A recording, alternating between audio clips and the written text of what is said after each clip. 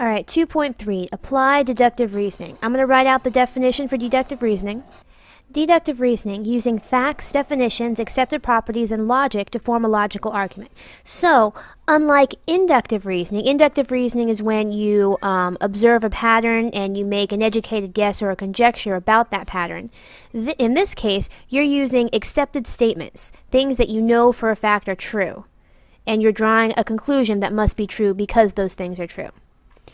For example, the law of detachment, if the hypothesis of a true conditional statement is true, then the conclusion is also true. The law of syllogism, if hypothesis P, then conclusion Q. If hypothesis Q, then conclusion R. If hypothesis P, then conclusion R. You can also write this like this. If P implies Q and Q implies R, then P implies R. This is also called the chain rule. Okay?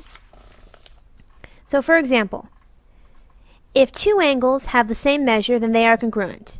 You know that the measure of angle A equals the measure of angle B. Okay? So because this satisfies the hypothesis of a true conditional statement, then the conclusion is also true. Angle A is congruent to angle B. Because if they have the same measure, then they're congruent. We know that they have the same measure.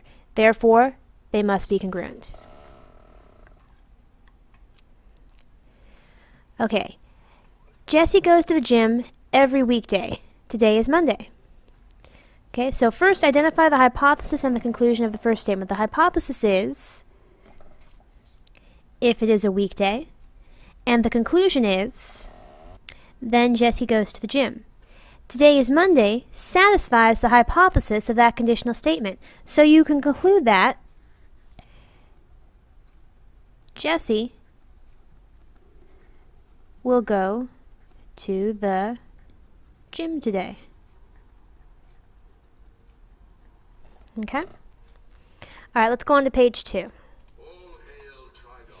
If possible, use the law of syllogism to write the conditional statement that follows from the pair of true statements. Alright, so A, if Ron eats lunch today, then he will eat a sandwich.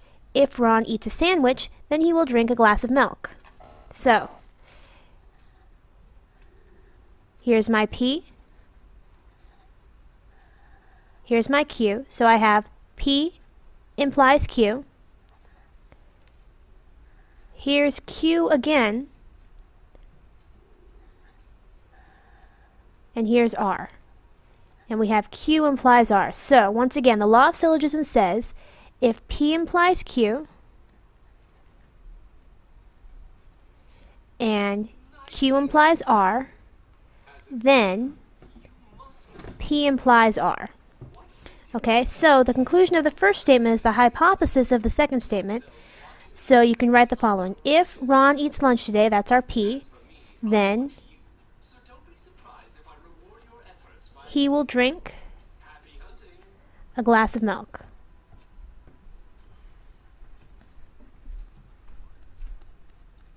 That's our R. Okay?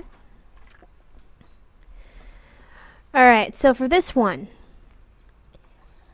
if x squared is greater than 36, then x squared is greater than 30.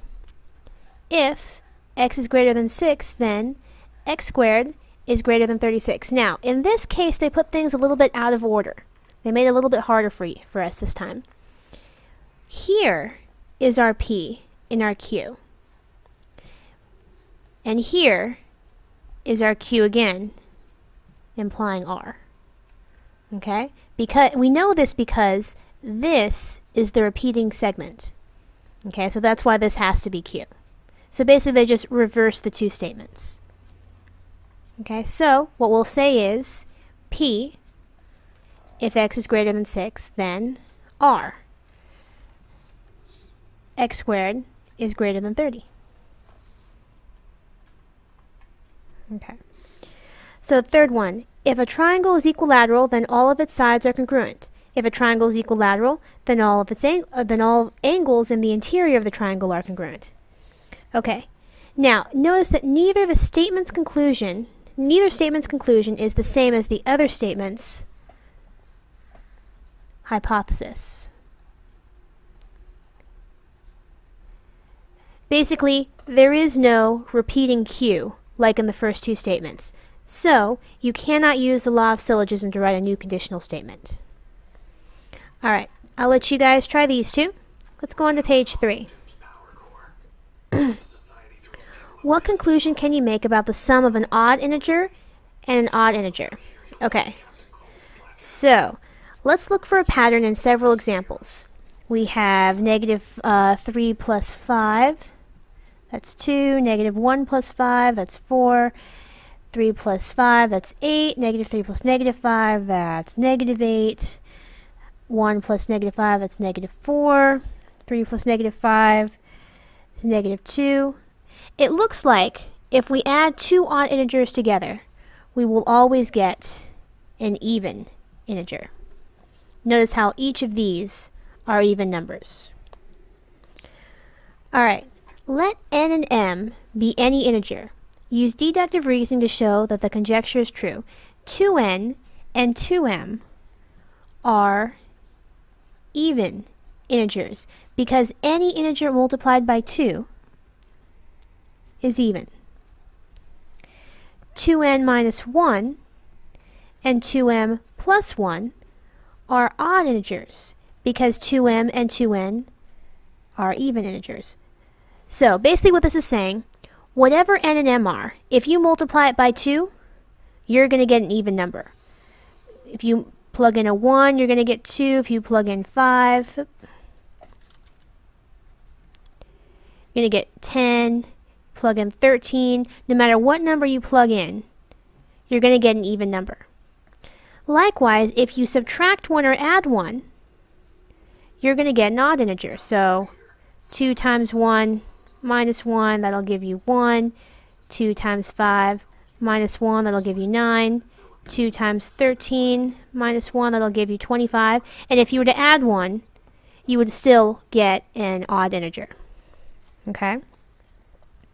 So, 2n minus 1 plus 2m plus 1 represents the sum of an odd integer, 2n minus 1, and an odd integer, 2m plus 1. So basically, we know that this has to give you an odd number, and this also has to give you an odd number. So if I add them together, it's like I'm adding two odd numbers together. 2n minus 1 plus 2m plus 1. This gives you 2 times n plus m. This is because the minus 1 and the plus 1 cancel out, and I can pull out the 2.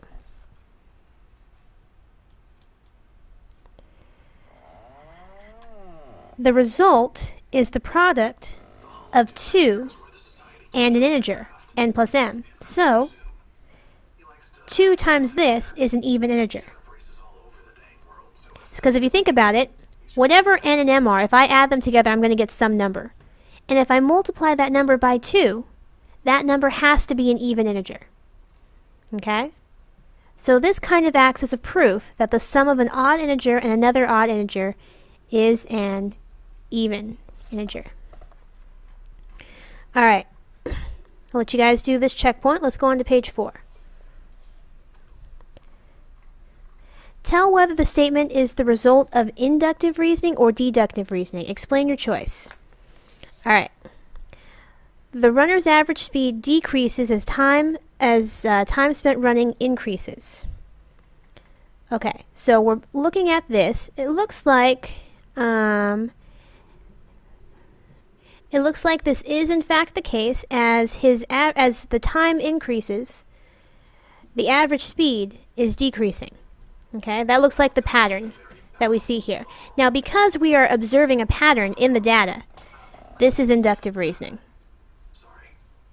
Down here is where we keep the society simulator so you can beat up folks while learning someone else's code. Alright, the runner's average speed is slower when running for 40 minutes than when running for 10 minutes. Okay, well, 40 minutes, that's here. 10 minutes that's here, yeah, when he is running for 40 minutes, he's a little bit slower than when he's running for 10 minutes. This is deductive reasoning because you are comparing actual values given on the graph. You're not just looking at the pattern anymore. You're actually looking at given facts, given information in this graph here. All right, and you guys can do these on your own, and that's all.